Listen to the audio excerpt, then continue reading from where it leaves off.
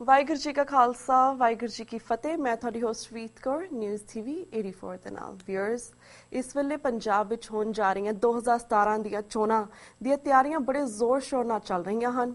ਸਰਬੱਤ ਖਾਲਸਾ ਬੁਲਾਉਣ ਤੋਂ ਬਾਅਦ ਅਕਾਲੀਆਂ, ਕਾਂਗਰਸੀਆਂ ਅਤੇ ਆਮ ਆਦਮੀ ਪਾਰਟੀ ਨੇ ਆਪਣੇ ਕਮਰ ਕਸੇ ਕਰ ਲਏ ਹਨ। ਪਿਛਲੇ ਦਿਨ ਹੀ ਬਾਦਲ ਸਰਕਾਰ ਨੇ ਸਦਭਾਵਨਾ ਰੈਲੀਜ਼ ਕੱਢੀਆਂ। ਹੁਣ ਕਾਂਗਰਸ ਦੀ ਬਦਲਾਵ ਰੈਲੀਜ਼ ਮਿਸ਼ਨ ਤੇ ਮੁਕੰਮਲ ਹੈ ਅਤੇ ਆਮ ਆਦਮੀ ਪਾਰਟੀ ਅਰਵਿੰਦ ਕੇਜਰੀਵਾਲ ਨੇ ਤਾਂ ਇੱਥੇ ਤੱਕ ਐਲਾਨ ਕਰ ਦਿੱਤਾ ਹੈ ਕਿ ਉਹ ਦਿੱਲੀ CM ਦਾ ਅਹੁਦਾ ਛੱਡ ਕੇ ਪੰਜਾਬ ਦੀਆਂ ਚੋਣਾਂ ਜਿੱਤਣ ਦੇ ਲਈ ਕਦਮ ਵਧਾਉਣਗੇ।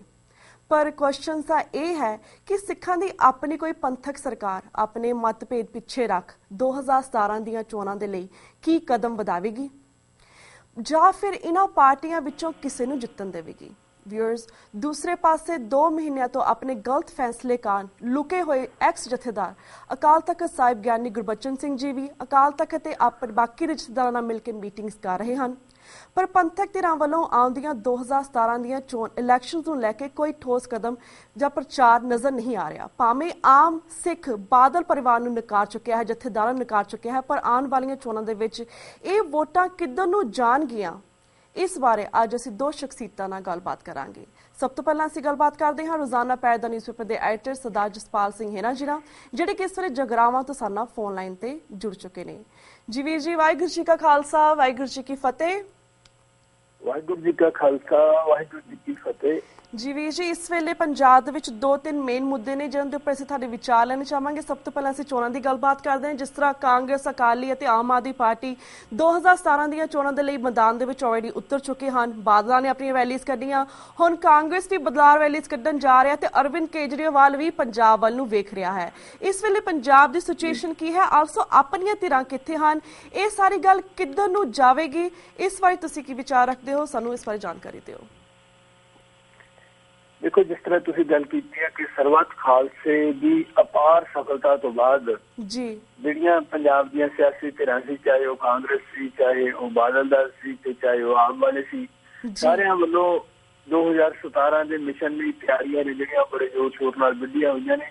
ਤੇ ਬਾਦਲ ਦਲ ਨੇ ਆਪਣੀਆਂ ਜਿਹੜੀਆਂ ਉਹ ਸਦਭਾਵਨਾ ਰੈਲੀਆਂ ਭਾਵੇਂ ਸਰਕਾਰ ਦੇ ਜ਼ੋਰ ਨਾਲ ਕਰ ਰਿਹਾ, ਪੈਸੇ ਦੇ ਜ਼ੋਰ ਨਾਲ ਕਰ ਰਿਹਾ, ਤਾਕਤ ਦੇ ਜ਼ੋਰ ਨਾਲ ਕਰ ਰਿਹਾ, ਉਹਦੇ ਮਤਲਬ ਆਪਣੀ ਹੋਣ ਦਾ ਵਿਖਾਵਾ ਜਿਹੜਾ ਇਹਨਾਂ ਸਦਭਾਵਨਾ ਰੈਲੀਆਂ ਰਾਹੀਂ ਕੀਤਾ। ਦੂਸਰੇ ਪਾਸੇ ਅੱਜ ਜਿਹੜੀ ਕਾਂਗਰਸ ਨੇ ਕੈਪਟਨ ਅਮਰਿੰਦਰ ਸਿੰਘ ਨੂੰ ਪ੍ਰਧਾਨ ਥਾਪ ਕੇ ਕਾਂਗਰਸ ਦੇ ਵਿੱਚ ਇੱਕ ਜਾਨ ਪਾਈ ਆ ਤੇ ਉਸ ਜਾਨ ਦਾ ਅੱਜ ਵਿਖਾਵਾ ਜਿਹੜਾ ਉਹ ਜਿਹੜੀ ਬਦਲਾਓ ਰੈਲੀ ਕੀਤੀ ਜਾ ਰਹੀ ਆ ਕਾਂਗਰਸ ਵੱਲੋਂ ਬਠਿੰਡੇ 'ਚ, ਉਹਦੇ ਨਾਲ ਉਹ ਉਸਦਾ ਵਿਖਾਵਾ ਕਰਨਗੇ। ਤੇ ਉਸ ਤੋਂ ਬਾਅਦ ਆਪ ਪਾਰਟੀ ਵੱਲੋਂ ਅਰਵਿੰਦ ਕੇਜਰੀਵਾਲ ਖੁਦ ਪੰਜਾਬ ਦੀ ਵਾਂਗਡੋਰ ਸੰਭਾਲਣ ਦੀ ਗੱਲ ਕਰ ਰਿਹਾ ਤੇ ਉਹ ਕਿਸੇ ਸਿੱਖ ਚਿਹਰੇ ਨੂੰ ਲੱਭ ਰਿਹਾ। ਜੇ ਕੋਈ ਸਿੱਖ ਚਿਹਰਾ ਉਹਨਾਂ ਨੂੰ ਨਾ ਲੱਭਿਆ ਤੇ ਸ਼ਾਇਦ ਕੁਛ ਵਕਤ ਦੇ ਲਈ ਅਰਵਿੰਦ ਕੇਜਰੀਵਾਲ ਖੁਦ ਪੰਜਾਬ ਦੇ ਵਿੱਚ ਆ ਕੇ ਆਪਣੀ ਵਾਂਗਡੋਰ ਸੰਭਾਲ ਸਕਦਾ। ਸੋ ਇਹਨਾਂ ਸਾਰੀਆਂ ਧਿਰਾਂ ਵੱਲੋਂ ਇੱਕ ਤਰ੍ਹਾਂ ਅਸੀਂ ਕਹਿ ਸਕਦੇ ਹਾਂ ਕਿ ਮਿਸ਼ਨ 2017 ਦੇ ਲਈ ਆਪਣੀਆਂ ਜਿਹੜੀਆਂ ਪੂਰੀ ਜ਼ੋਰ ਸ਼ੋਰ ਨਾਲ ਸਰਗਰਮੀਆਂ ਨੇ ਵਿੱਢ ਦਿੱਤੀਆਂ ਨੇ। ਪਰੰਤੂ ਦੂਸਰੇ ਪਾਸੇ ਜਿਹੜੀ ਤੁਸੀਂ ਗੱਲ ਕੀਤੀ ਆ ਕਿ ਜਿਹੜੀਆਂ ਸਾਡੀਆਂ ਪੰਥਕ ਧਿਰਾਂ ਨੇ, ਜਿਹੜਾ ਗੁਰੂ ਦੇ ਨਾਮ ਤੇ ਇੱਕ ਸੰਘਰਸ਼ ਸ਼ੁਰੂ ਹੋਇਆ, ਕੌਮ ਨੇ ਉਸ ਸੰਘਰਸ਼ ਦੇ ਵਿੱਚ ਅੱਗੇ ਹੋ ਕੇ ਹਿੱਸਾ ਲਿਆ ਤੇ ਕੌਮ ਨੇ ਇਹ ਦੱਸ ਦਿੱਤਾ ਕਿ ਉਹ ਗੁਰੂ ਦੇ ਨਾਮ ਤੇ ਇਕਜੁੱਟ ਹੈ। ਪਰੰਤੂ ਦੂਸਰੇ ਪਾਸੇ ਜਿਹੜੇ ਸਾਡੀਆਂ ਪੰਥਕ ਆਗੂ ਆ, ਪੰਥਕ ਜਥੇਬੰਦੀਆਂ ਨੇ, ਉਹ ਹਾਲੇ ਤੱਕ ਇਹ ਦੱਸਣ ਦੇ ਵਿੱਚ ਸਫਲ ਨਹੀਂ ਹੋ ਸਕੀਆਂ ਕਿ ਅਸੀਂ ਇੱਕ ਹਾਂ। ਬਰਗਾੜੀ ਦੇ ਵਿੱਚ ਜਦੋਂ ਸ਼ਹੀਦਾਂ ਦਾ ਸ਼ਰਧਾਂਜਲੀ ਸਮਾਗਮ ਹੋਇਆ, ਉਸ ਤੋਂ ਬਾਅਦ ਸਰਬੱਤ ਖਾਲਸਾ ਹੋਇਆ, ਉਹਦੇ ਨਾਲ 2 ਕੇਂਦਰ ਬਣ ਗਏ ਵੱਖੋ ਵੱਖਰੇ ਪੰਥਕ ਧਿਰਾਂ ਦੇ। ਤੀਜਾ ਤੇ ਇੱਕ ਹੋਰ 2 ਦੀ ਬਜਾਏ 3 ਇਸ ਵੇਲੇ ਪੰਥਕ ਧਿਰਾਂ ਦੇ ਜਿਹੜੇ ਪਲੇਟਫਾਰਮ ਨੇ ਉਹ ਪੰਜਾਬ 'ਚ ਬਣੇ ਨੇ। ਪਰੰਤੂ ਲੋਕ ਚਾਹੁੰਦੇ ਨੇ ਕਿ ਪੰਥਕ ਏਕਾ ਜਿਹੜਾ ਹੋਵੇ ਤੇ ਦੂਸਰੇ ਪਾਸੇ ਜਿਹੜੀਆਂ ਪੰਥਕ ਧਿਰਾਂ ਨੇ ਉਹਨਾਂ ਦੀ ਆਪਣੀ ਇੰਨੀ ਮਤਲਬ ਨਿੱਜੀ ਹਉਮੈ ਆ, ਈਰਖਾ ਇੱਕ ਦੂਸਰੇ ਨਾਲ, ਜਾਂ ਉਹਨਾਂ ਦੀ ਮਤਲਬ ਜਿਹੜੀ ਵਾਂਗਡੋਰ ਆ ਉਹੀ ਉਹਨਾਂ ਦੇ ਆਪਦੇ ਹੱਥ ਨਹੀਂ, ਇਹ ਕੋਈ ਪਰਮਾਤਮਾ ਗੁਰੂ ਜਾਣਦਾ। ਤੇ ਇਸ ਵੇਲੇ ਮਤਲਬ ਪੰਥਕ ਧਿਰਾਂ ਦੇ ਆਗੂਆਂ ਵੱਲੋਂ ਜਿਹੜਾ ਨਿਰਾਸ਼ਾਜਨਕ ਰੋਲ ਆ ਜਿਹੜਾ ਉਹ ਨਿਭਾਇਆ ਜਾ ਰਿਹਾ। ਦੂਸਰੇ ਪਾਸੇ ਜਿਹੜੀਆਂ ਦੂਸਰੀਆਂ ਧਿਰਾਂ ਨੇ, ਜਿਵੇਂ ਆਪਾਂ ਪਹਿਲਾਂ ਗੱਲ ਕੀਤੀ ਹੈ, ਚਾਹੇ ਉਹ ਬਾਦਲ ਆ ਤੇ ਚਾਹੇ ਉਹ ਕਾਂਗਰਸ ਆ ਤੇ ਚਾਹੇ ਆਪ ਆ, ਉਹਨਾਂ ਵੱਲੋਂ ਪੂਰੀ ਸਰਗਰਮੀ ਨਾਲ ਇਕਜੁੱਟ ਹੋ ਕੇ ਜਿਹੜੀਆਂ ਤਿਆਰੀਆਂ ਨੇ ਉਹ ਰੱਖੀਆਂ ਨੇ। ਸੋ ਜੇ ਪੰਥਕ ਧਿਰਾਂ ਲੋਕਾਂ ਦੀਆਂ ਆਸ਼ਾ ਉਮੀਦਾਂ ਤੇ ਪੂਰਾ एकजुट नहीं होंदियां तां कुदरती आ कि ਜਿਹੜੀ ਉਹ ਵੋਟ ਆ ਜਿਹੜੀ ਪੰਥਕ ਧਿਰਾਂ ਵੱਲ ਆਉਣੀ ਸੀ ਉਹ ਵੋਟ ਦੋ ਧਿਰਾਂ ਚ ਅੱਗੇ ਵੰਡੀ ਜਾਣੀ ਹੈ। ਕੁਛ ਕਾਂਗਰਸ ਵੱਲ ਜਾਊਗੀ, ਕੁਛ ਆਪ ਵੱਲ ਜਾਊਗੀ। ਸੋ ਲੜਾਈ ਆ ਜਾ ਕੇ ਫਿਰ ਉਹ ਉਸੇ ਤਰ੍ਹਾਂ ਹੋ ਜਾਣੀ ਆ। ਇਹ ਗੱਲ ਮੈਂ ਇੱਕ ਗੱਲ ਬੜੀ ਦਾਅਵੇ ਨਾਲ ਸਪਸ਼ਟ ਰੂਪ ਵਿੱਚ ਕਹਿਣਾ, ਪੰਥਕ ਧਿਰਾਂ ਇੱਕ ਹੋਣ ਨਾ ਹੋਣ, ਪਰੰਤੂ ਪੰਜਾਬ ਦੇ ਲੋਕ ਗੁਰੂ ਦੇ ਸਿੱਖ ਇਸ ਗੱਲ ਦਾ ਫੈਸਲਾ ਕਰ ਚੁੱਕੇ ਨੇ ਕਿ ਉਹ ਬਾਦਲ ਨੂੰ ਜ਼ਰੂਰ ਚੱਲਦਾ ਕਰਨਗੇ। ਉਹਦੀ ਥਾਂ ਆਪ ਆਉਂਦੀ ਹੈ ਜਾਂ ਉਹਦੀ ਥਾਂ ਫਿਰ ਕਾਂਗਰਸ ਆਉਂਦੀ ਹੈ, ਇਹ ਸਮਾਂ ਦੱਸੂਗਾ। ਤੇ ਜੇ ਹਲੇ ਵੀ ਪੰਥਕ ਧਿਰਾਂ ਕੋਲ ਸਮਾਂ ਕਿ ਉਹ ਜੇ ਇੱਕ ਪਲੇਟਫਾਰਮ ਤੇ ਇਕੱਠੀਆਂ ਹੋ ਜਾਣ, ਕੌਮ ਨੂੰ ਇੱਕ ਸਾਂਝਾ ਪੰਥਕ ਪ੍ਰੋਗਰਾਮ ਦਿੱਤਾ ਜਾਵੇ, ਤੇ ਹਵਾ ਹੈ ਜਿਹੜੀ, ਕਿਉਂਕਿ ਮਨਾਂ ਦੇ ਵਿੱਚ ਰੋਸ ਆ ਜਿਹੜਾ ਉਹ ਹਾਲੇ ਇਸੇ ਹੀ ਤਰ੍ਹਾਂ ਕੌਮ ਦੇ ਮਨਾਂ ਦੇ ਵਿੱਚ ਬਰਕਰਾਰ ਹੈ। ਜੀ ਬਿਲਕੁਲ ਅਮੀ ਵੀਰ ਜੀ, ਤੁਸੀਂ ਗੱਲ ਕੀਤੀ ਕਿ ਕੋਈ ਪੰਥਕ ਧਿਰ ਸਾਹਮਣੇ ਤਾਂ ਆ ਨਹੀਂ ਰਹੀ। ਸੋ ਤਿੰਨ ਜਿਹੜੀ ਧਿਰਾਂ ਸਾਹਮਣੇ ਹੈਗੀ ਨੇ, ਕਾਂਗਰਸ ਜਾਂ ਫਿਰ ਅਕਾਲੀ ਜਾਂ ਫਿਰ ਆਮ ਆਦਮੀ ਪਾਰਟੀ। ਪਰ ਜਿਸ ਤਰ੍ਹਾਂ ਕਾਂਗਰਸ ਨੇ ਜੋ ਸਾਡੇ ਸਿੱਖਾਂ ਨਾਲ ਕੀਤਾ, ਸੋ ਆਈ ਡੋਂਟ ਨੋ ਕਿ ਸਿੱਖ ਉਹਨਾਂ ਨੂੰ ਵੋਟਾਂ ਪਾਉਣਗੇ ਕਿ ਨਹੀਂ ਪਾਉਣਗੇ, ਕਿਉਂਕਿ ਇਸ ਵੇਲੇ ਬਾਦਲ ਵੀ ਕਾਫੀ ਪ੍ਰਚਾਰ ਕਰ ਰਿਹਾ ਕਿ 1900 ਜਦੋਂ ਵੀ ਚੋਣਾਂ ਹੁੰਦੀਆਂ ਨੇ ਇਹਨਾਂ ਨੂੰ 1984 ਯਾਦ ਆ ਜਾਂਦਾ। ਹੁਣ ਕਾਫੀ ਅਖਬਾਰਾਂ ਭਰੀਆਂ ਹੋਈਆਂ ਨੇ ਇਹਨਾਂ ਦੇ ਨਿਊਜ਼ ਦੇ ਨਾਲ, ਕਿਸ ਤਰ੍ਹਾਂ 1984 ਦਾ ਜਿਹੜਾ ਕਤਲੇਆਮ ਸੀ ਸਿੱਖਾਂ ਦਾ ਉਹਨਾਂ ਦੇ ਲਈ ਅਸੀਂ ਕਾਂਗਰਸ ਨੂੰ ਮਾਫ ਨਾ ਕਰਾਂਗੇ। ਉਸ ਦੂਸਰੇ ਪਾਸੇ ਕਾਂਗਰਸ ਵੀ ਕਾਫੀ ਬਾਦਲ ਦੇ ਖਿਲਾਫ ਬੋਲ ਰਹੀ ਹੈ। ਸੋ ਤੁਹਾਨੂੰ ਲੱਗਦਾ ਕਿ ਕਾਫੀ ਸਿੱਖਾਂ ਦੀਆਂ ਜਿਹੜੀਆਂ ਵੋਟਾਂ ਨੇ ਆਮ ਆਦਮੀ ਪਾਰਟੀ ਵੱਲ ਜਾਣਗੀਆਂ, ਬਿਕੋਜ਼ ਇਸ ਵੇਲੇ ਸਿੱਖਾਂ ਨੂੰ ਕਾਫੀ ਆਸ ਉਹਨਾਂ ਵੱਲ ਦਿਖਦੀ ਹੈ, ਬਿਕੋਜ਼ ਸਾਨੂੰ ਆਪਣੀ ਕੋਈ ਪੰਥਕ ਧਿਰ ਇਸ ਵੇਲੇ ਸਾਹਮਣੇ ਦਿਖਣੀ ਨਹੀਂ ਪਈ। ਦੇਖੋ ਇਹਦੇ ਵਿੱਚ ਕੋਈ ਸ਼ੱਕ ਨਹੀਂ ਕਿ ਆਪ ਵੱਲ ਵੋਟਾਂ ਨੇ ਜਿਹੜੀਆਂ ਉਹ ਜ਼ਰੂਰ ਡਿਵਰਟ ਹੋਣਗੀਆਂ, ਪਰੰਤੂ ਕੈਪਟਨ ਅਮਰਿੰਦਰ ਸਿੰਘ ਦੇ ਆਉਣ ਕਾਰਨ ਜਿਹੜੀ ਸਿੱਖ ਵੋਟ ਹੈ ਉਹਦੀ ਮਾਨਸਿਕਤਾ ਜਿਹੜੀ ਉਹ ਕੈਪਟਨ ਅਮਰਿੰਦਰ ਨਾਲ ਵੀ ਕੁਝ ਕਿਸੇ ਨਾ ਕਿਸੇ ਰੂਪ ਦੇ ਵਿੱਚ ਜੁੜੀ ਹੋਈ ਹੈ। ਸੋ ਕੈਪਟਨ ਦੇ ਆਉਣ ਦੇ ਨਾਲ ਜਿਹੜਾ ਆਪ ਦੀ ਕਲੀਅਰ ਕੱਟ ਜਿੱਤ ਹੋ ਜਾਣੀ ਸੀ ਪੰਜਾਬ 'ਚ, ਉਹਨੂੰ ਜ਼ਰੂਰ ਬ੍ਰੇਕਾਂ ਲੱਗ ਗਈਆਂ ਨੇ। ਹੁਣ ਮਤਲਬ ਇਹ ਵੀ ਹੋ ਸਕਦਾ ਕਿ ਕਾਂਗਰਸ ਤੇ ਆਪ ਦੀ ਲੜਾਈ ਹੋਵੇ, ਬਾਦਲ ਦਾਲਾ ਜਿਹੜਾ ਉਹ ਤੀਸਰੇ ਥਾਂ ਤੇ ਚਲੇ ਜਾਵੇ। ਜੀ ਸੋ ਵੀਰ ਜੀ, ਹੁਣ ਅਸੀਂ ਸੈਕਿੰਡ ਪੰਥਕ ਮੁੱਦੇ ਤੇ ਗੱਲਬਾਤ ਕਰਦੇ ਕਿ ਜਿਸ ਜੋ ਜਾਣੇ ਕਿ ਬਾਪੂ ਸੂਰਤ ਸਿੰਘ ਖਾਲਸਾ ਜੀ ਦਾ ਸੰਘਰਸ਼ ਜਿਹੜਾ ਉਹ ਹਜੇ ਵੀ ਜਾਰੀ ਹੈ, ਉਹ ਹਜੇ ਭੁੱਖ ਹੜਤਾਲ ਤੇ ਹੈ। ਪਰ ਪਿਛਲੇ ਕਾਫੀ ਦਿਨੋਂ ਤੋਂ ਕਾਫੀ ਸਾਰੀਆਂ ਝੂਠੀਆਂ ਜਿਹੜੀਆਂ ਵੀਡੀਓ ਸਾਹਮਣੇ ਵੇਖਣ ਨੂੰ ਮਿਲਦੀਆਂ ਪਈ ਨੇ। ਅਸੀਂ ਜਾਣਦੇ ਕਿ ਭਾਰਤ ਸਰਕਾਰ ਜਾਂ ਪੰਜਾਬ ਦੀ ਸਰਕਾਰ ਜਿਹੜਾ ਉਹਨਾਂ ਦਾ ਵਰਤ ਨੂੰ ਸਾਬੋਤਾਜ ਕਰ ਲਏ। ਬਹੁਤ ਸਾਰੀਆਂ ਉਹਨਾਂ ਨੇ ਐਗਜ਼ਾਮਪਲਸ ਪਿਛਲੇ ਦਿਨ ਸਾਨੂੰ ਵੇਖਣ ਨੂੰ ਮਿਲੀਆਂ ਕਿਸ ਤਰ੍ਹਾਂ ਉਹਨਾਂ ਨੇ ਹਰਕਤਾਂ ਕੀਤੀਆਂ। ਪਰ ਜਿਹੜੀਆਂ ਆਹ ਹਰਕਤ ਹੈ ਇਹ ਤਾਂ ਬਹੁਤ ਹੀ ਨਿਕੰਮੀ ਹਰਕਤ ਕੀਤੀ, ਜਿਸ ਦੇ ਵਿੱਚ ਉਹਨਾਂ ਨੇ ਦਿਖਾਇਆ ਕਿ ਕਿਸ ਤਰ੍ਹਾਂ ਉਹ ਪ੍ਰਸ਼ਾਦਾ ਛਕ ਰਹੇ ਨੇ ਜਾਂ ਖਾਣਾ ਖਾ ਰਹੇ ਨੇ। ਤੁਹਾਨੂੰ ਕੀ ਲੱਗਦਾ ਕਿ ਇਸ ਪਿੱਛੇ ਕੀ ਮਕਸਦ ਹੈ? ਹੁਣ ਕਿਉਂ ਇਸ ਤਰ੍ਹਾਂ ਦੀ ਵੀਡੀਓ ਸਾਹਮਣੇ ਲੈ ਕੇ ਆ ਰਹੇ ਨੇ?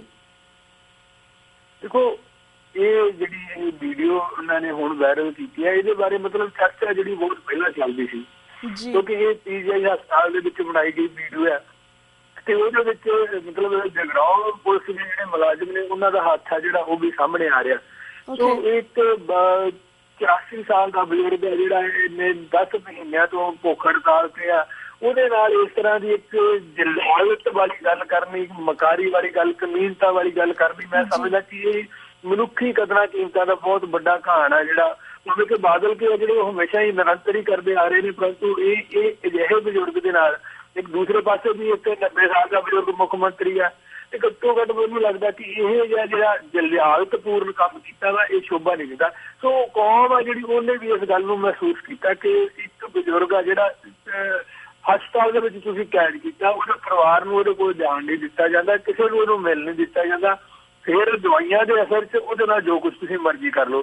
ਸੋ ਆਉਣ ਵਾਲੇ ਦਿਨਾਂ ਦੇ ਵਿੱਚ ਕੋਈ ਇਸ ਤੋਂ ਵੀ ਮਤਲਬ ਕਮੀਨੀ ਹਰਕਤ ਆ ਜਿਹੜੀ ਕੋਈ ਇਸ ਤਰ੍ਹਾਂ ਦੀ, ਜਿਸ ਤਰ੍ਹਾਂ ਤੁਸੀਂ ਗੱਲ ਕੀਤੀ ਹੈ, ਕੋਈ ਵੀਡੀਓ ਵਾਇਰਲ ਕੀਤੀ ਜਾਵੇ ਤੇ ਉਹਦੇ ਵਿੱਚ ਵੀ ਕੋਈ ਸ਼ੱਕ ਨਹੀਂ। ਮੈਂ ਇਹਨਾਂ ਦੋ ਗੱਲਾਂ ਨੂੰ, ਇੱਕ ਪਾਸੇ ਜਿਹੜਾ ਪੈਂਕੀ ਵਾਲਾ ਕੇਸ ਸਾਡੇ ਸਾਹਮਣੇ ਆਇਆ, ਮੈਂ ਸਰਕਾਰ ਦੀ ਇਹਨੂੰ ਬੜੀ ਸਿਖਰਲੀ ਮਕਾਰੀ ਆ ਜਿਹੜੀ ਉਹ ਸਮਝਦਾ ਕਿ ਪੈਂਕੀ ਕੈਦ ਵਾਲਾ ਜਿਹੜਾ ਕੇਸ ਆ ਉਹ ਵੀ ਆਖਰ ਨੂੰ ਕੋਈ ਇਸ ਤਰ੍ਹਾਂ ਦਾ ਮੋੜ ਲੈ ਕੇ ਵੀ ਆ ਸਕਦਾ ਕਿ ਉਹ ਕੌਮ ਦੀ ਬਦਨਾਮੀ ਵਾਲੇ ਪਾਸੇ ਤੋਰਿਆ ਜਾਵੇ। ਸੋ ਇਹ ਬਾਦਲ ਸਰਕਾਰ ਆ ਜਿਹੜੀ ਜਿੰਨੇ ਕਮੀਨੀਆਂ ਹਰਕਤਾਂ ਤੇ ਉਤਰੀ ਆ, ਕੌਮ ਨੂੰ ਇਸ ਬਾਰੇ ਮਤਲਬ ਜ਼ਰੂਰ ਸੁਚੇਤ ਰਹਿਣਾ ਚਾਹੀਦਾ ਕਿ ਬਾਪੂ ਸੂਰਤ ਸਿੰਘ ਖਾਲਸਾ ਦਾ ਜਿਹੜਾ ਬੰਦੀ ਸਿੰਘਾਂ ਦੀ ਰਿਹਾਈ ਦਾ ਸੰਘਰਸ਼ ਆ, ਇੱਕ ਪਾਸੇ ਤਾਂ ਸਰਕਾਰ ਹੈ ਜਿਹੜੀ ਉਹ ਵੀਡੀਓ ਵਾਇਰਲ ਕਰ ਰਹੀ ਹੈ ਜਿਹਦੇ 'ਚ ਉਹ ਖਾਣਾ ਖਾ ਰਹੇ ਨੇ, ਦੂਸਰੇ ਪਾਸੇ ਸਰਕਾਰ ਉਹਨੂੰ ਘਰੋਂ ਚੁੱਕ ਕੇ ਲਿਆ ਰਹੀ ਹੈ ਕਿ ਉਹਨੇ ਪਾਣੀ ਤਿਆਗਤਾ ਤੇ ਉਹ ਸ਼ਹੀਦੀ ਨਾ ਪਾ ਜਾਵੇ, ਚੜ੍ਹਾਈ ਨਾ ਕਰ ਜਾਵੇ। ਸੋ ਆਖਰ ਨੂੰ ਆਮ ਲੋਕ ਨੇ ਜਿਹੜੇ ਕਿਤੇ ਨਾ ਕਿਤੇ ਤਾਂ ਉਹਨਾਂ ਦਾ ਦਿਮਾਗ ਆ ਜਿਹੜਾ ਉਹ ਕੰਮ ਕਰਦਾ ਕਿ ਜੇ ਸਰਕਾਰ ਨੂੰ ਇਸ ਗੱਲ ਦੀ ਚਿੰਤਾ ਹੀ ਨਹੀਂ ਤੇ ਫਿਰ ਉਹਨੂੰ ਬਾਰ-ਬਾਰ ਘਰ ਦੇ ਵਿੱਚੋਂ ਚੁੱਕ ਕੇ ਉਹਨੂੰ ਹਸਪਤਾਲ 'ਚ ਜਬਰੀ ਕਿਉਂ ਭਰਤੀ ਕਰਾਇਆ ਜਾ ਰਿਹਾ।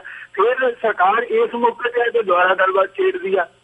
ਡਾਕਟਰ ਬਲਜੀਤ ਸਿੰਘ ਚੀਮਾ 11 ਮਹੀਨੇ ਹੋ ਗਏ ਸਰਕਾਰ ਦਾ ਕਦੇ ਕੋਈ ਪ੍ਰਤੀਨਿਧੀ ਬਾਪੂ ਦੇ ਘਰ ਨਹੀਂ ਗਿਆ। ਤੋ ਬਲਜੀਤ ਸਿੰਘ ਚੀਮਾ ਬਾਪੂ ਦੇ ਘਰ ਆਉਂਦਾ, ਉੱਥੇ ਗੱਲ ਤੋਰੀ ਜਾਂਦੀ ਆ ਵੀ ਦੱਸੋ ਜੀ ਸਾਨੂੰ ਲਿਸਟ ਦਿਓ ਜੀ ਕਿਹੜੇ ਬੰਦੇ ਜਿਹੜੇ ਜ਼ਰੂਰੀ ਛੱਡਣ ਵਾਲੇ ਆ। ਤੇ ਉਸ ਤੋਂ ਬਾਅਦ ਇੱਕ ਹੋਰ ਵਿਅਕਤੀ ਆ ਜਿਹੜਾ ਅੱਜ ਕੱਲ੍ਹ ਸਰਕਾਰ ਦਾ ਇਹ ਮੰਗ ਬਣਿਆ ਹੋਇਆ, ਫਿਰ ਉਹਨੂੰ ਵਿਚੋਲਗੀ ਲਈ ਭੇਜਿਆ ਜਾਂਦਾ। ਸੋ ਸਰਕਾਰ ਬੜੀਆਂ ਇਸ ਵੇਲੇ ਕਮੀਨੀਆਂ ਹਰਕਤਾਂ ਦੇ ਉਤਰੀ ਹੋਈ ਆ। ਸੋ ਇਸ ਬਾਰੇ ਕੌਮ ਨੂੰ ਜ਼ਰੂਰ ਸੁਚੇਤ ਹੋਣਾ ਚਾਹੀਦਾ। ਜੀ ਬਿਲਕੁਲ ਬਿਲਕੁਲ। ਤੇ ਵੀਰ ਜੀ ਤੁਸੀਂ ਪਿੰਕੀ ਕੈਟ ਦੀ ਗੱਲ ਕੀਤੀ, ਜਿਸ ਤਰ੍ਹਾਂ ਪਿੰਕੀ ਕੈਟ ਨੇ ਪਿਛਲੇ ਦਿਨ ਜਿਹੜਾ ਇੰਕਸ਼ਾਫ ਕੀਤਾ, ਕਾਫੀ ਉਹਦਾ ਵੱਡਾ ਇੰਕਸ਼ਾਫ ਸੀਗਾ, ਜਿਸ ਦੇ ਵਿੱਚ ਉਹਨੇ ਸਮੇਤ ਸੈਣੀ ਦਾ ਨਾਮ ਦਿੱਤਾ, ਹੋਰ ਕਾਫੀ ਆਫਿਸਰ ਦੀ ਗੱਲਬਾਤ ਕੀਤੀ ਜਿਹੜੇ ਬਾਹਰ ਦੇ ਦੇਸ਼ਾਂ ਦੇ ਵਿੱਚ ਉਹਨਾਂ ਦੇ ਹੋਰ ਕੈਦ ਸੀਗੇ, ਉਹਨਾਂ ਦਾ ਖੁਲਾਸਾ ਕੀਤਾ। ਇਸ ਸਭ ਨੂੰ ਤੁਸੀਂ ਕਿਵੇਂ ਵੇਖਦੇ ਹੋ? ਤੁਹਾਨੂੰ ਕੀ ਲੱਗਦਾ ਕਿ ਸਾਨੂੰ ਜਿਹੜਾ ਪਿੰਕੀ ਕੈਟ ਹੈ, ਆਈ ਨੋ ਕਿ ਕਾਫੀ ਸਾਰੀਆਂ ਸਾਡੀਆਂ ਧਿਰਾਂ ਤੇ ਕਾਫੀ ਸਾਰੇ ਜਿਹੜੇ ਸਾਡੇ ਸਿੱਖਾਂ ਦੇ ਵਕੀਲ ਨੇ ਇਸ ਨੂੰ ਲੈ ਕੇ ਜਾ ਰਹੇ ਨੇ ਕੋਰਟ ਤੱਕ, ਤੁਹਾਨੂੰ ਕੀ ਲੱਗਦਾ ਕਿ ਕੋਰਟ ਤੱਕ ਜਾਵੇਗਾ ਬੰਦਾ ਕਿ ਪਹਿਲਾਂ ਹੀ ਇਸ ਤੋਂ ਪਹਿਲਾਂ ਹੀ ਵਿਕ ਜਾਵੇਗਾ? ਦੇਖੋ ਕੈਟ ਤਾਂ ਕੈਟ ਹੀ ਹੁੰਦਾ ਜੀ। ਜਿਸ ਵਿਅਕਤੀ ਨੇ ਕੌਮ ਦੇ ਨਾਲ ਏਡੀ ਵੱਡੀ ਕਿਰਤ ਘਾਟਾ ਗਦਾਰੀ ਕੀਤੀ ਹੋਵੇ, ਸਾਡੇ ਸਿੱਖ ਨੌਜਵਾਨਾਂ ਦੇ ਖੂਨ ਨਾਲ ਆਪਣੇ ਹੱਥ ਰੰਗੇ ਹੋਣ ਸਿਰਫ ਆਪਣੀ ਉਹਦੇ ਲਈ ਤੇ ਤਖਤ ਲਈ, ਉਸ ਵਿਅਕਤੀ ਤੇ ਅਸੀਂ ਕਿਸੇ ਵੀ ਕੀਮਤ ਤੇ ਭਰੋਸਾ ਨਹੀਂ ਕਰ ਸਕਦੇ। ਠੀਕ ਹੈ ਕਿ ਪਤਾ ਨਹੀਂ ਹੁੰਦਾ ਕਿ ਸਮਾਂ ਹੈ ਜਿਹੜਾ ਕਦੋਂ ਕਿਸੇ ਦੀ ਮਰੀ ਜ਼ਮੀਰ ਨੂੰ ਜਗਾ ਦਿੰਦਾ, ਜਾਂ ਜਦੋਂ ਉਹਦੇ ਪਾਪ ਨੇ ਉਹਦੇ ਸਿਰ ਤੇ ਆ ਕੇ ਨੱਚਣ ਲੱਗ ਜਾਣ, ਉਹ ਇੰਨਾ ਆਪਣੇ ਪਾਪਾਂ ਤੋਂ ਡਰ ਜਾਵੇ ਕਿ ਉਹਦੀ ਆਤਮਾ ਨੂੰ ਮਜਬੂਰ ਕਰ ਦੇਵੇ ਸੱਚ ਬੋਲੇ। ਪਰੰਤੂ ਪੈਂਕੀ ਵਰਗੇ ਬੰਦਿਆਂ ਦਾ ਜਿਹੜਾ ਅਸੀਂ ਪਿਛੋਕੜ ਵੇਖਦੇ ਹਾਂ, ਉਸ ਪਿਛੋਕੜ ਨੂੰ ਦੇਖਦਿਆਂ ਮੈਨੂੰ ਨਹੀਂ ਲੱਗਦਾ ਕਿ ਉਸ ਵਿਅਕਤੀ ਦੀ ਆਤਮਾ ਜਾਗੀ ਹੋਊਗੀ। ਉਹ ਬਿਲਕੁਲ ਏਜੰਸੀਆਂ ਦੇ ਇਸ਼ਾਰੇ ਤੇ ਬੜੀ ਗਿਣੀ ਮਿੱਥੀ ਸਾਜ਼ਿਸ਼ ਦੇ ਨਾਲ ਇਹ ਸਾਰਾ ਕੁਝ ਖੇਡਿਆ ਜਾ ਰਿਹਾ। ਤੇ ਇਹਦਾ ਅੰਤ ਕੀ ਹੋਣਾ ਸ਼ਾਇਦ ਅਸੀਂ ਹਾਲੇ ਉਹਦੇ ਬਾਰੇ ਪੂਰਨ ਰੂਪ ਵਿੱਚ ਅੰਦਾਜ਼ਾ ਨਹੀਂ ਲਾ ਸਕਦੇ। ਬਿਲਕੁਲ। ਪਰੰਤੂ ਪੈਂਕੀ ਕੈਟ ਨੇ ਇਸ ਗੱਲ ਤੇ ਜਿਹੜੀ ਮੋਹਰ ਲਾਈ ਆ ਕਿ ਪੰਜਾਬ ਦੇ ਵਿੱਚ ਮਨੁੱਖੀ ਕਤਲੇਆਮ ਹੋਇਆ, ਸਾਡੇ ਸਿੱਖ ਨੌਜਵਾਨਾਂ ਦਾ ਵਹਿਸ਼ਿਆਨਾ ਢੰਗ ਦੇ ਨਾਲ ਕਤਲੇਆਮ ਹੋਇਆ, ਤਾਂ ਉਹ ਸਾਡੀ ਕੌਮ ਨੂੰ ਇੱਕ ਦੁਬਾਰਾ ਮੌਕਾ ਮਿਲਿਆ ਕਿ ਅਸੀਂ ਇਸ ਮਾਮਲੇ ਨੂੰ ਪੂਰੀ ਦੁਨੀਆ ਦੇ ਸਾਹਮਣੇ ਨੰਗਾ ਚਿੱਟਾ ਕਰ ਸਕੀਏ, ਤਾਂ ਕਿ ਇਸ ਦੇਸ਼ ਦੇ ਵਿੱਚ ਸਿੱਖਾਂ ਦੇ ਲਈ, ਜਿਸ ਤਰ੍ਹਾਂ ਇਹ ਹੈ ਕਿ ਸਿੱਖਾਂ ਦੇ ਲਈ ਇਸ ਦੇਸ਼ 'ਚ ਕੋਈ ਕਾਨੂੰਨ ਨਹੀਂ, ਉਹਨਾਂ ਨੂੰ ਜਿਵੇਂ ਚਾਹੇ ਉਹਨਾਂ ਦਾ ਕਤਲੇਆਮ ਬਾਰ-ਬਾਰ ਨਿਰੰਤਰ ਕੀਤਾ ਜਾ ਰਿਹਾ ਇਸ ਆਜ਼ਾਦ ਦੇਸ਼ 'ਚ। ਸੋ ਇਹ ਇੱਕ ਸਾਡੇ ਕੋਲ ਦੁਬਾਰਾ ਫਿਰ ਮੌਕਾ ਆਇਆ ਕਿ ਅਸੀਂ ਇਹਨੂੰ ਇੱਕ ਵੱਡੇ ਪਲੇਟਫਾਰਮ ਤੇ, ਵਿਸ਼ਵ ਦੇ ਪਲੇਟਫਾਰਮ ਤੇ ਇਸ ਮੁੱਦੇ ਨੂੰ ਚੁੱਕ ਸਕੀਏ। ਜੀ ਬਿਲਕੁਲ ਬਿਲਕੁਲ ਵੀਰ ਜੀ। ਵੀਰ ਜੀ ਥੈਂਕ ਯੂ ਸੋ ਮਚ ਕਿ ਇਹਨਾਂ ਕੁਝ ਮੇਨ ਮੁੱਦਿਆਂ ਦੇ ਉੱਪਰ ਤੁਸੀਂ ਆਪਣੇ ਵਿਚਾਰ ਸਾਡੇ ਦਰਸ਼ਕਾਂ ਨਾਲ ਸਾਂਝੇ ਕੀਤੇ। ਹੁਣ ਅਸੀਂ ਤੁਹਾਡੇ ਕੋਲ ਇਜਾਜ਼ਤ ਲੈਂਦੇ ਹਾਂ। ਵਾਹਿਗੁਰੂ ਜੀ ਕਾ ਖਾਲਸਾ, ਵਾਹਿਗੁਰੂ ਜੀ ਕੀ ਫਤਿਹ। ਵਾਹਿਗੁਰੂ ਜੀ ਕਾ ਖਾਲਸਾ, ਵਾਹਿਗੁਰੂ ਜੀ ਕੀ ਫਤਿਹ।